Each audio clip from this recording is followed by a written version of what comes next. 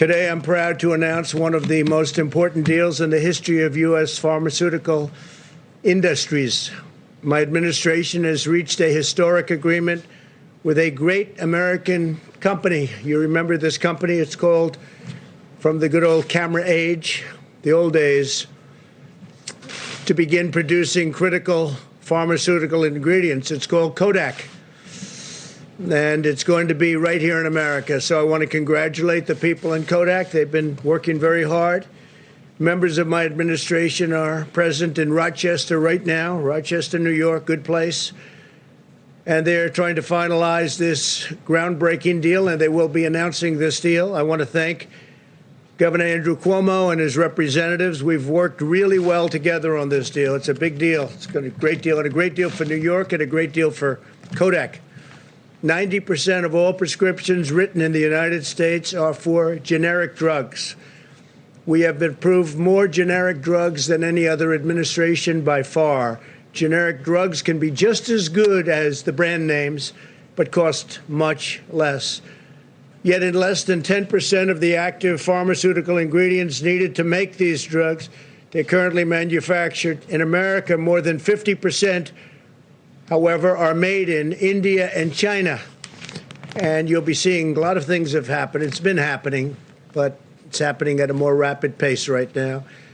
With this new agreement, my administration is using the Defense Production Act to provide a $765 million loan to support the launch of Kodak Pharmaceuticals. It's a great name when you think of it. Such a great name. It was one of the great brands in the world. Then people went digital and Kodak didn't follow. But now under very extraordinary leadership, they are following. And they're doing something that's a different field, and it's a field that they've really hired some of the best people in the world to be taking care of that company and watching that company, watching over it. But it's a breakthrough in bringing pharmaceutical manufacturing back to the United States. Under this contract, our 33rd use of the Defense Production Act. Remember when you were saying, I didn't use it enough, I didn't use it enough?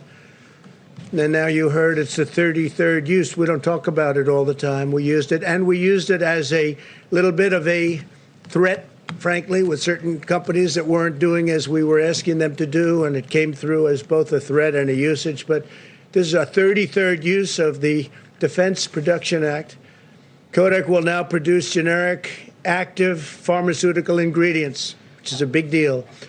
Using advanced manufacturing techniques, Kodak will also make the key starting materials that are the building blocks for many drugs in a manner that is both cost competitive and environmentally safe.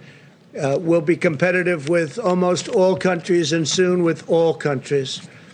Once this new division is fully operational, in addition to all of the other plants that we've opened with other companies throughout the United States recently, it will produce as much as 25% of all active ingredients needed to make generic drugs in the USA. It's a big number, 25%.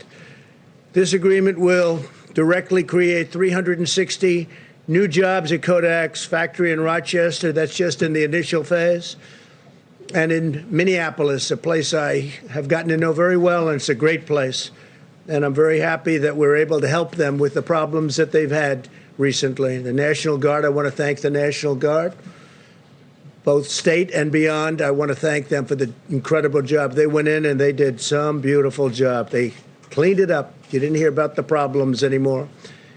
And indirectly, we created thousands more jobs all across our pharmaceutical supply chains. We have now been building a very big pharmaceutical supply chain, not only coming out of China, coming out of other countries also. I want to thank Peter Navarro, Adam Bowler, and Admiral Polovchek for their tremendous work to make this deal possible. Today's action is our latest step to build the greatest medical arsenal in history. We'll be able to do that through the Defense Production Act and other authorities. We have invested more than $3 billion in our nation's industrial base.